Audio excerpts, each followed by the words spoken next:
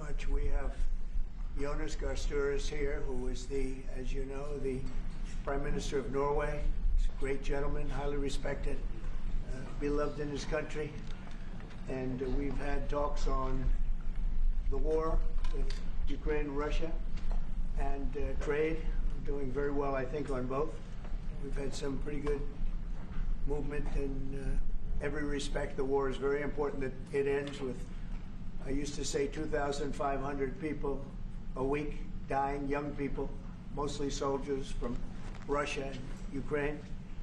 And we want to end that war. We want to end it quickly. And I think we've made a lot of progress. And we'll see what happens. This next few days is going to be very important. Meetings are taking place right now. Additionally, we talked about trade, and we get along very well on trade. We'll do something, but I think the Prime Minister knows that over the years the United States has been very good to a lot of people, and it's time for us to benefit also. So we're going to have a good relationship on trade, and we discussed other things also. But Mr. Prime Minister, it's an honor to have you at the White House. Thank you very much. Well, thank you, Mr. President. This year is 200 years since the first immigration from Norway to the U.S. We come here early in your term. Appreciate that you take time. We have highlighted that very close cooperation. We are allies. We look after security in the north, in the Arctic. A lot of confidence between our services. We have discussed in detail the war in Ukraine. I have saluted the President for his initiative to make progress towards something that can be a ceasefire and an end to this terrible conflict. It is a complex picture, but it needs political will and push, and we have exchanged ideas on that. And then I think the President and his team have been open to hear our perspectives. And on trade, we have also emphasized that we can benefit, both of us, by trading. We can be complementary, and we can find good solutions. But first of all, I appreciate, Mr. President, the spirit and the tone of this conversation, which has been confirmation of a very strong partnership. Thank you very much. Appreciate it. Any questions? Can I ask you Yes. first, Mr. President, have you spoken about the tariffs that you want to impose on Norway? Is there a chance that you can lower? We spoke about trade, and we understand each other very well. I think we'll have no problem. You think that you will get an agreement? I think we'll have no problem whatsoever with Norway. Mr. President, have you discussed a possible visit to Norway? Did you discuss a possible visit for President Trump to We Norway? didn't, but I love it. I mean, I've been there, and it is a beautiful place. They have.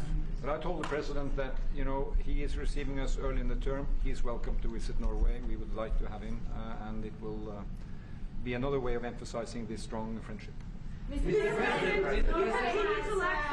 Norway has been a staunch supporter of Ukraine since the Russian invasion in 2022. Has something been discussed here today that may have altered your views on things? No, we want to, very simply, I have no allegiance to anybody. I have allegiance to saving lives, and I want to save a lot of lives. A lot of young people, mostly young people. It's the war. It's the soldiers, and if we can do that, also, as you know, I got started because the money that's been spent on this war is insane. It should have never happened, and it would have never happened if I were president. But Biden spent $350 billion on this, and it's a shame, and that's what got me involved. And then I looked at, and I see the results. It's horrible. It's a killing field. 5,000 soldiers a week on average, and we want to stop that. We both want to stop that for a lot of reasons, but I would say that is my number one reason. Do you think that you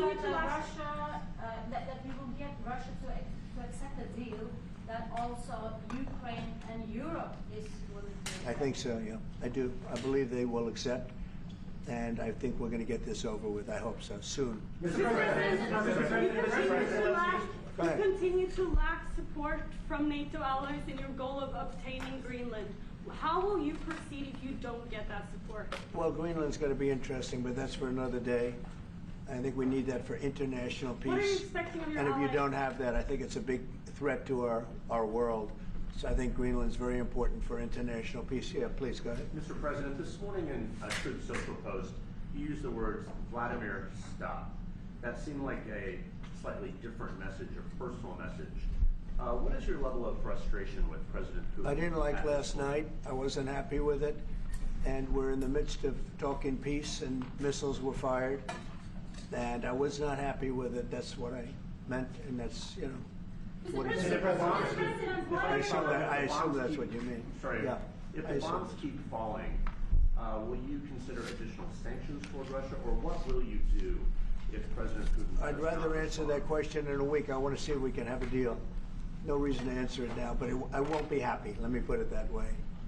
Things will happen. Mr. President, why are you not putting more pressure on Russia? I know a lot of Europeans. Putting a lot of pressure. You don't know what pressure I'm putting on Russia. They're dealing. You have no idea what pressure I'm putting on Russia. We're putting a lot of pressure. Can you maybe tell us that? We're putting a lot of pressure on Russia, and Russia knows that, and some people that are close to it know, or he wouldn't be talking right now. The Prime Minister understands that better than anybody. He wouldn't be talking right now. He's talking, and we're putting a lot of pressure. I think he wants to make a deal. We're going to find out very soon, but it takes two to tango, and you have to have Ukraine want to make a deal too, and they're being hit very hard, and I do believe they want to make a deal. Mr. President, can I ask if I may? You said that the Ukraine have to give some territory to win peace, among them Crimea. Do you stand by that? And I know that the former NATO General Secretary today has told you that he does not agree, and he believes in territorial integrity of the Ukraine. How will you deal with that with your allies? And do you stand by that Ukraine have to give? Former Secretary General happens to be right here, you know, so they can't put words in his mouth. He's been a great general, frankly. It was because that's what you are. Really, you're a general. But he's been a great Secretary General. We had a tremendous relationship, very successful, and I think he could speak for himself. He's right here. But do you still agree that Ukraine have to give some territory away to win peace? Well, it depends what territory. They've been fighting. They've lost a lot of territory. We'll do the best we can, working with Ukraine. We'll do the best we can. But they lost a lot of territory. When you say Crimea, that was handed over during a president named Barack Hussein Obama. That had nothing to do with me, Crimea. That was 11 years ago with Obama. And they made a decision. There wasn't a bullet fired. There was no fighting. There was no anything. They just handed it over. Now they say, well, can you get it back? I think that's going to be a very difficult thing to do. That was given by Barack Obama when he was president, not by Donald Trump. Thank you, Mr. President. Mr. President, I have a long meeting, peace Mr. President. proposal that you put on the table. It's a 30-day ceasefire proposal. The national security team presented it to both Ukraine and Russia. 2 months ago, Ukraine agreed to that ceasefire proposal immediately. Russia has not. And my question is Russia the obstacle to peace based upon that, just getting to that 30-day ceasefire? I don't think so. I think that they both want peace right now. They're ready to do something. We'll see what happens. Complicated, very complicated. But I think they are both very much looking to make a deal. Marco, what would you say? Well, first of all, what was put before our partners was options to discuss about things that it would take to end a war. This war is endable.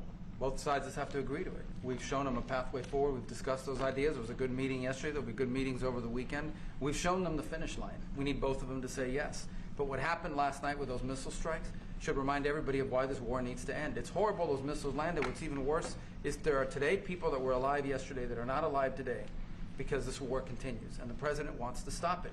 And everyone should be thanking the president for being a peacemaker and trying to save lives. That's what we're trying to do here.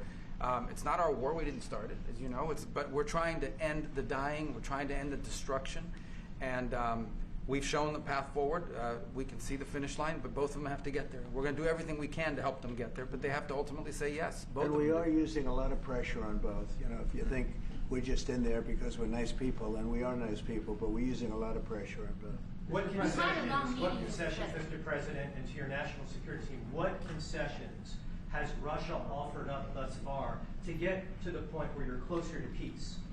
Stopping the war, taking the whole country. Pretty big concession.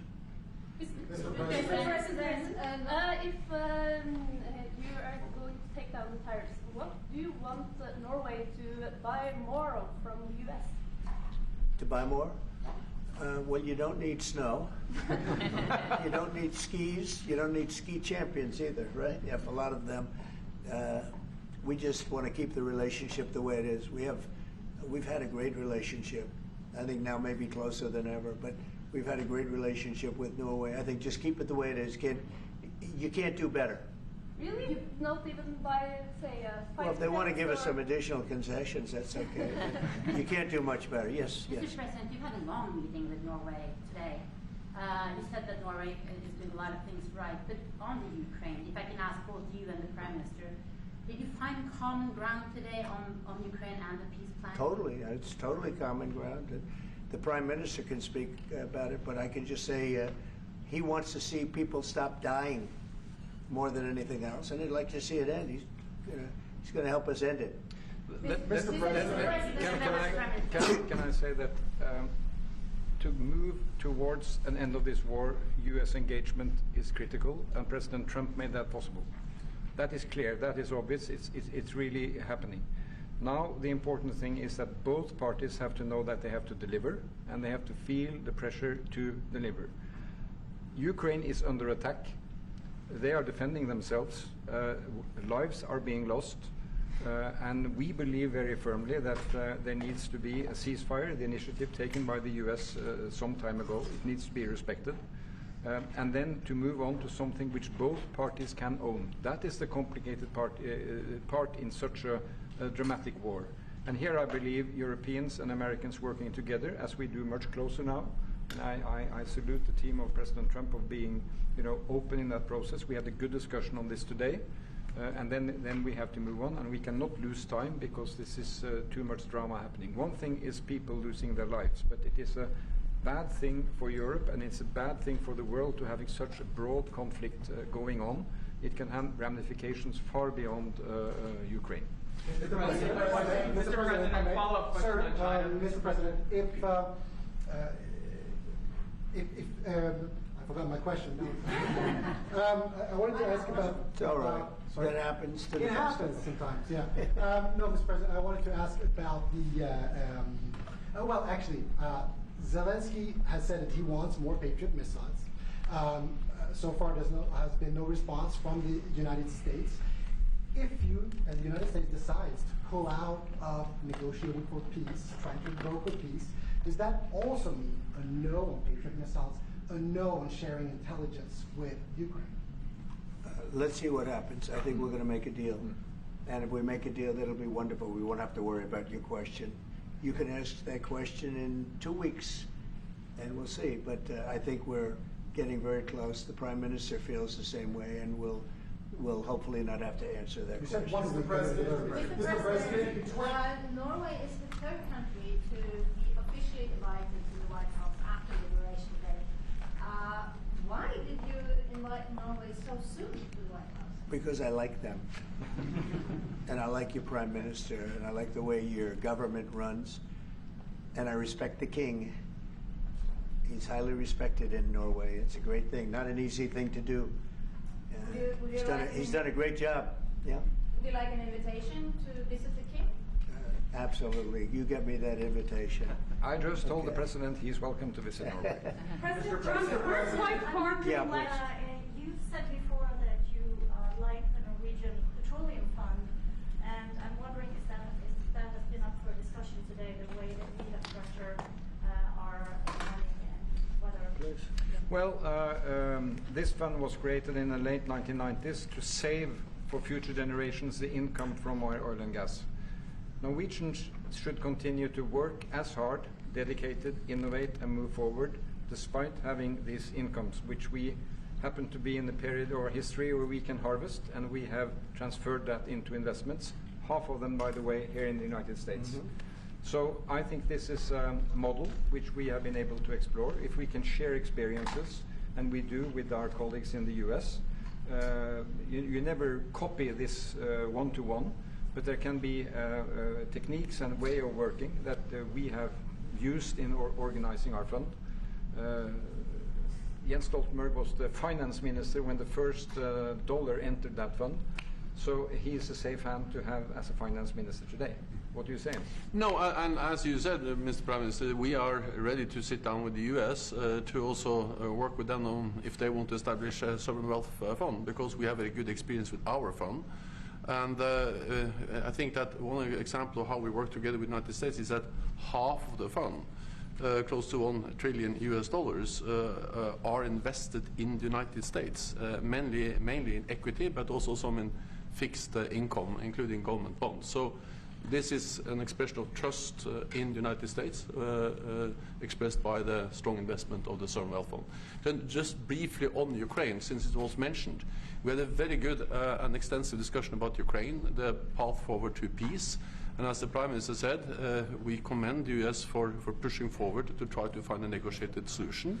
At the same time, we need to continue to support Ukraine, and therefore I'm proud that Norway has actually tripled the military support to Ukraine, and this year we will allocate close to $8 billion US to Ukraine.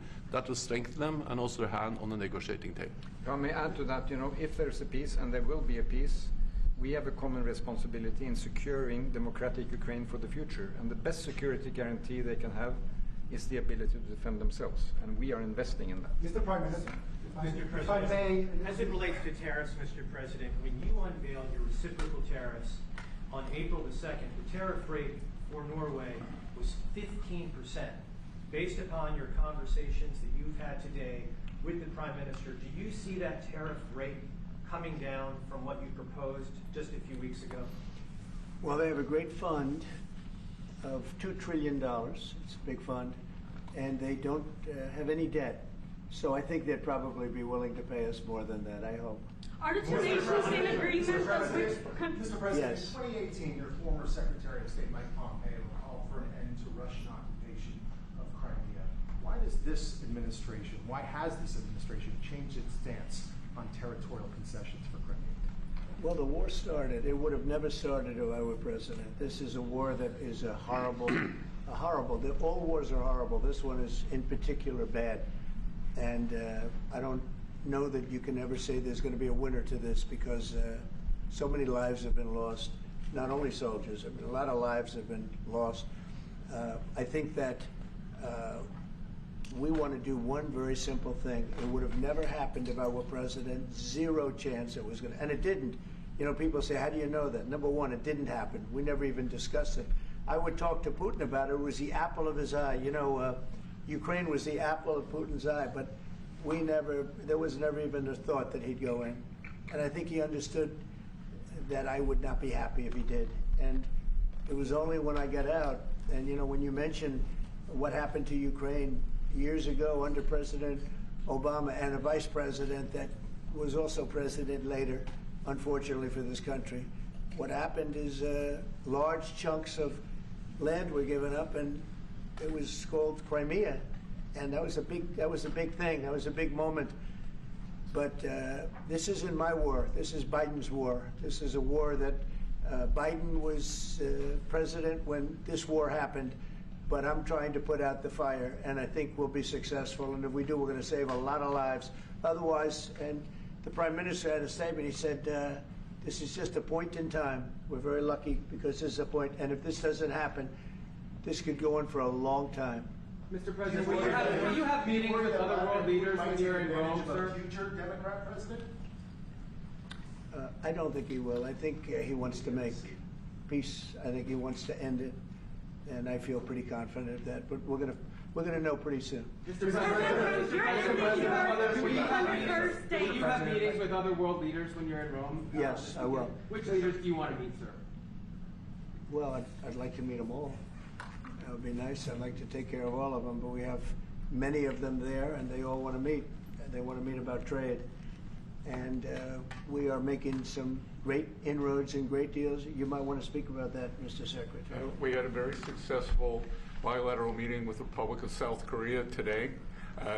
We may be moving faster than I thought, and we will be talking technical terms as early as next week as we reach an agreement on understanding as soon as next week. So South Koreans came early, they came with their A game, and we will see if they follow through on that. President, have you rounded up your first 100 days? Do you think you deserve the Nobel Peace Prize if you manage to create Do I deserve the Nobel Peace? If you manage to create peace? Well, maybe for the Abraham Accords. I don't want to get ahead of myself on this one, but they say for the Abraham Accords, and by the way, speaking of that, we're going to be filling it up. A lot of countries want to come into the Abraham Accords. You know, we have 4, and Biden did nothing on that one, too. It's the same 4. But they're great countries, and they were brave doing it, and it's worked out very well. And we're going to be filling up the Abraham Accords. They're going to be, I think, filling it up very rapidly. Martha, Mr. President, could you say something about that? There's great, enormous opportunity to grow the Abraham Accords. But I would just point to one thing. Of all the leaders in the world today, no leader is working harder to prevent wars or end them than President Trump is right now. I mean, that's why we're talking to Iran. That's why we're engaged with Ukraine and Russia. It's the desire to prevent these wars from breaking out and to end the ones that exist already. And again, I just think it's tremendous for our country to be led by a president who desires to bring peace and establish peace and protect peace. So it's hard work. Mr. President, you know, Marco just mentioned something that maybe we should talk about for just a second, if we could, Mr. Prime Minister. And you're involved in it too, because you've been involved in the world and peace. But I think we're doing very well with respect to Iran, and we're having very serious meetings. And there are only 2 options, and the one option is not a good option. It's not a good option at all. And I think we're doing very well on an agreement with Iran, but that one, we're doing a lot of things, I will say, but that one is well on its way. We could have a very, very good decision, and a lot of lives will be saved. Mr. President, on the economy, there was a slowdown as it relates to home sales in the month of March, the slowest pace since 2009. Is that an economic indicator, and perhaps the Treasury Secretary can weigh in on this as well, is that an economic indicator that concerns you about the broader U.S. economy? No, they had very good numbers on housing today, extremely good numbers, and that's despite interest rates, because, you know, if you look at what happened, everyone said, oh, I said I was going to get prices down. I did. Energy just hit $1.98 in a couple of states. It's way down. Energy's down, and we're about $64 a barrel. When I came in, and we were looking at $89, $90, $95. And by the way, that helps us solve the war too. Having those energy prices is a big incentive for Russia to also agree with solving the war problem. Groceries are down. When I was with you 2 months ago, you were complaining about eggs. I said, I just got here. I was here for about a week when the press started saying about eggs have gone through the roof. I said, I just got here. Tell me about eggs. And they happened. They went through the roof, and you couldn't get them. So we just had a big Easter egg hunt at the White House. Thousands and thousands of eggs, and the price was down 87%. So we did a great job. Housing is doing very well. We should lower interest rates. That's the Fed. I hope they lower interest rates. That's a smart thing to do. Be ahead a little bit, although already it's a little bit late. But in the end, we just have a great country. We have a very strong country, and we have every other country. I can't think of one country that doesn't want to negotiate a deal. And they either negotiate a deal or we set a deal that we think is fair. Because we don't have to go through all of these. It would be physically impossible. You know, you have so many people that really understand it, which is a very small group of people here. And we are going to, at some point, just set prices for deals. Some will be tariffed. Some treated us very unfairly. They'll be tariffed higher than others. But we've been ripped off for many, many years. The United States has been ripped off like no country probably in the history of the world has been ripped off for 45, 50 years. And countries have gone rich by doing that with the United States. We've taken care of their militaries, and military is another subject we talk about. We're not going to make that subject to any of the deals, but you know the same countries that I do where we virtually take care of their military and then don't get treated fairly on trade. So The people, and I don't blame those countries, I blame the people that sat at that beautiful desk right behind you, because those people didn't do the job for this country. And they let us lose $4 billion a day on trade. We were losing $4 or $5 billion a day on trade when I got here. And now we're going to be much better than breaking even, and we're going to be making $4 or $5 billion a day on trade. So, but I don't blame any country, not the worst of them. And we were abused by countries. I blame the President of the United States that happened to be sitting when these deals were made. Disgraceful. When I was here, we had a great 4 years. We had the most successful economy in the history of our country, my first term. And we were very tough on trade. And with China, as you know, they paid hundreds of billions of dollars in tariffs. But nobody else ever did that. China paid not 10 cents to any other president. And but not only China, virtually every country got away with murder. And we just can't let that happen. Thank you very much, everybody. Thank you very much. Appreciate it. Thank you very much.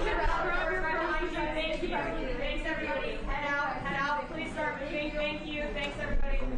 Thank you, press. Head out. Let's go. Thank you. Keep going. Keep going. One little mistake.